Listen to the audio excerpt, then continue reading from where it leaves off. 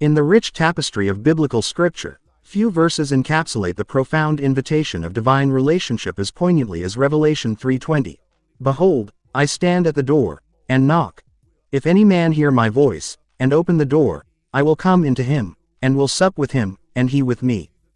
This verse, nestled within the apocalyptic visions of John, serves as a powerful metaphor for the relationship between humanity and the divine.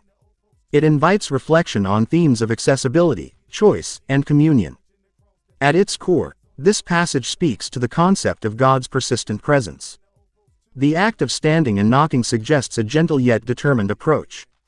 It is not a forceful invasion but rather an invitation that requires a response.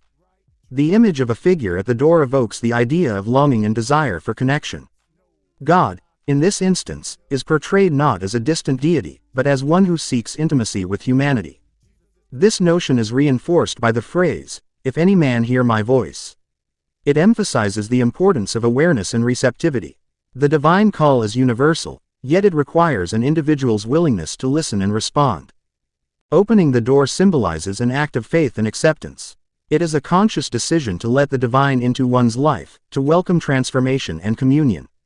This metaphorical door represents the barriers we often erect, fear, doubt, and distraction, that can inhibit our relationship with the divine. The act of opening it requires courage, as it entails vulnerability.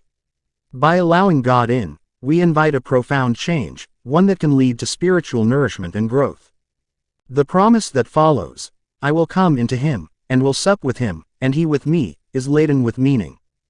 To sup together is to share a meal, an act deeply rooted in fellowship and community. In biblical times, sharing a meal was a significant gesture of hospitality and acceptance. It signified not only physical sustenance but also emotional and spiritual nourishment. This imagery reinforces the idea that God desires a personal relationship with each individual, one that is characterized by mutual sharing and intimacy. Moreover, this verse speaks to the reciprocal nature of the relationship. The phrase, "and he with me," suggests that the invitation is not one-sided.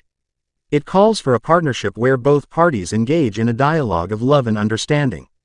In a world often marked by isolation and division, this promise of companionship is particularly poignant. It reassures us that we are not alone, we are invited into a transformative relationship that enriches our lives.